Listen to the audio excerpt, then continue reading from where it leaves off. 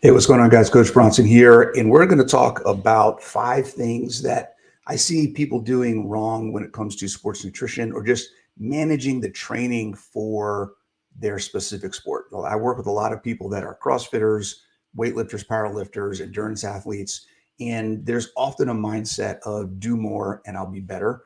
And that's not necessarily the case, along with some other things that I think we really need to talk about when it comes to how you're fueling your body and how you're taking care of your body to help you get the most out of what your body can do to improve your performance. Let's dig into it.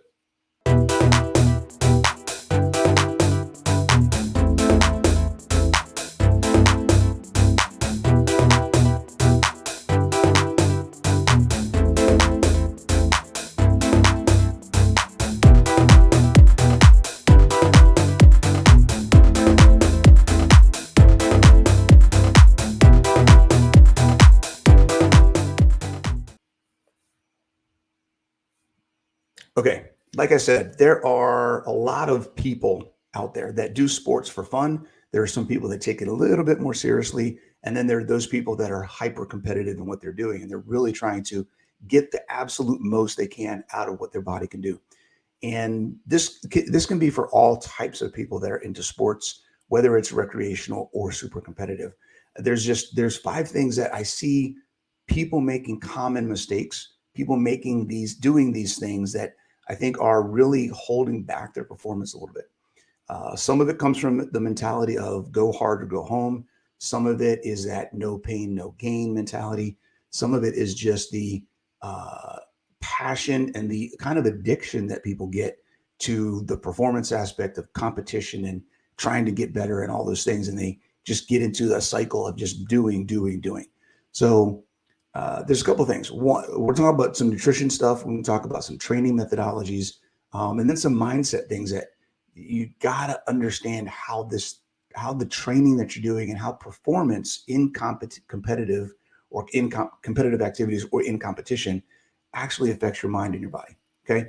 So we're going to go for 5 things that you need to understand or you need to stop in order to perform your best at the sport that you're doing. Okay. 5 things. First thing we got from a nutrition perspective, I highly recommend and consider, I think you should consider stopping pre-workouts and energy drinks. If you are taking an exogenous substance just to give you energy for your training or for your actual competition the day of, what you're doing is you are circumventing your body's natural ability to process and provide energy. Okay. So yes, can I take an energy? Can I take a bang? Can I do a pre-workout? Can I take some explode and then go crank into the gym? Absolutely. There's a couple things to understand with that. There have been studies that show that pre-workouts really don't do anything for you anyways. Okay. There are studies out there that show that pre-workouts and placebos are more about what you think is happening to your body than it actually affects. The biggest thing, if you want to do something that isn't exogenous fuel, but actually helps your body, the processes in your body actually work better so that you're supporting your natural biological processes, what you should be doing is maybe taking in some extra sodium, some extra electrolytes an hour before an exercise or before a competitive activity. Okay. So that's not providing energy. That's enabling and increasing the efficiency of your body to produce and transfer energy. That's a whole different story. So I highly recommend the number one thing that you can do when it comes to your nutrition and the things that you're doing. If you are taking a pre-workout, if you are using energy drinks to fuel your exercise, your training, your competition, stop. Eat the food and get the fat and the fuel that your body needs, get the electrolytes that your body needs, and you will see more energy, lasting longer, no bonking, faster recovery, all sorts of improvements because your body is now getting better. And if you want a system, any system, if you want a system within your body to improve, you have to give it an opportunity to work. Every time you take something that replaces what that system should be doing, you reduce the efficiency and the effectiveness of that system. Okay. So if you want to have more energy, teach your body how to give you more energy and support those processes. That's the key there. So that's the number one thing. stop taking pre-workouts. Just stop. Just stop. They're not helping you anyways. Okay. That's number one. Number two, rest and recovery. You cannot improve performance if you are always overtraining, overstressing, and working your body. Okay. Performance is gained during the resting intervals between the stress. Okay. Do a Google search. Can't even say Google right now. Do a Google search and look up and do a little research on the general adaptation syndrome. Look up supercompensation and understand those processes. I have a couple videos on my channel that you can look at, the same kind of thing, where we talk about how to maximize your recovery. The best way to improve performance is to give yourself adequate rest in between your training. There's a lot of different ways to do that. If you are training in one area of a modality of sport, then you can take a break, 24 hours, 72 hours, whatever that may be, so that when you come back to do that modality, that stimulus or that training program, whatever it is, you can perform better than you did the last time. You have to give your body a chance to recover. If you non-stop all the time, you are never giving your body a chance to be anabolic and to build and improve. You're never giving your central nervous system a chance to rest. You're never giving your hormones a chance to balance and reset. You're never giving your muscles a chance to actually grow and to perform muscle protein synthesis. So there's a lot of things that need to happen, but they can only happen when you're taking time off. Relax, get good sleep, take breaks in between your training, vary your training, which is going to kind of go into one of the other points that we're going to talk about. Okay. Don't do the same thing all the time. Give yourself a break. That's the second thing. Okay. Stop giving yourself pre-workout. Take more breaks. Give yourself more time to recover. Okay. That third thing. And this is something I see a lot. This is really in that not just overtraining, but hyper training at super high intensities all the time. So even if somebody is getting good rest and recovery, they're only training maybe 3 days a week, but they are crushing it in the gym every single time. Every time they train, the idea of train like you fight, which we talk about in the military. Okay. You play like you train, practice makes perfect, all these things. There is an aspect of that is true, but it's not the intensity necessarily. It's in the proficiency and the efficiency with which you perform. There's a difference. I need you to understand this. Training like you compete is about the technique, the proficiency of your skill as an athlete, as a player, and the efficiency with which you perform, communicate, and think about the game. Okay. It's about building habits and routines so that you don't have to think about what you're doing when you are actually playing the game. It's not about the intensity. You cannot develop under high stress. Development happens under controlled stress in environments where you have the ability to let your body process the information. Training is brain so that you don't have to use your brain. When you're using your brain, you're slower. Okay. So you train so that your brain gets the patterns down and builds those neural pathways so that when you get to competition, when you get to your game, when you get to your sport, you don't have to think about what you're doing. You can just do it. So when the intensity is required, when the speed of action is required, you move faster because you trained those pathways during your training. If you are always trying to push that type of a performance in your training, you're going to go the other way because you're never actually giving your brain a chance to understand and process and build those pathways because the intensity is too high. Okay. So you train at lower intensities. There is a process where you can test how that is getting better, how that is performing.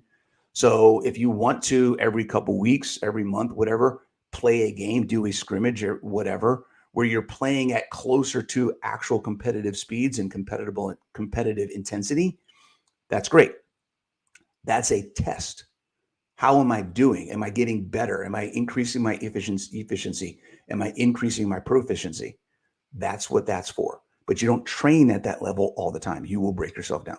It won't work. Okay. So that's the third thing. Don't train at competitive intensities. Test and then go back to that sub 80% effort where you can work through and process and build those pathways of performance. Okay, something to think about. The fourth thing, I see this happen a lot, particularly, and it really drives me freaking crazy. I see this in kids all the time. Okay, sport specific, too much. Okay, I see this in baseball with kids. I see this in soccer with kids, in lacrosse with kids, in all the sports. We see parents who are stuck on, I want my kid to be a better soccer player, so they have to play soccer all the time. That is, parents, if you're listening, that is the worst thing that you can do, particularly for kids, where they have the broadest available window to train all aspects of athleticism. Okay, I want you to take this statement home. If you're even an adult and you're stuck in the I'm a runner, so I'm going to run all the time mindset, I'm a swimmer, so I'm going to swim all the time mindset. Okay, think about this. Sport performance, the foundation of sport performance is athleticism. Better athletes make better players. Better players do not necessarily make good athletes. Okay? Most of the kids that make it to professional sports or even college level, let's say NCAA, most of them played multiple sports. They played baseball, they played lacrosse, they played soccer, they played football, they swam, they did different things because all of those things require different aspects of athleticism. You need to be athletic. You need to have a well-rounded ability to perform functional movement activity. If you only do things that are sport specific, then you will eventually reach a limit that those restricted movements and modalities and development of your physical ability are going to let you get to. Okay. You can only do so many things. If I'm training for baseball and there's only so many things that I can do to be training for baseball, then there's a lot of what we call compensatory or complementary muscle development, movement development, core activation, and other things that can improve those movements. But if I never do them, then I'm missing out on what the total package of athleticism can do for my sport.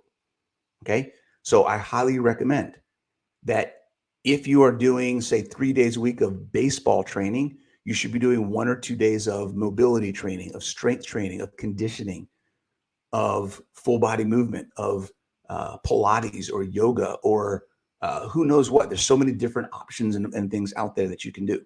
Okay. But thinking about improving and working on all 10 components of fitness.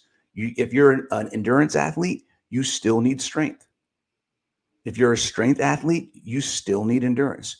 If you are a swimmer, you need speed just as much as you need endurance and stamina. Okay, so you need all athletics needs coordination, balance, agility, accuracy of movement, and flexibility.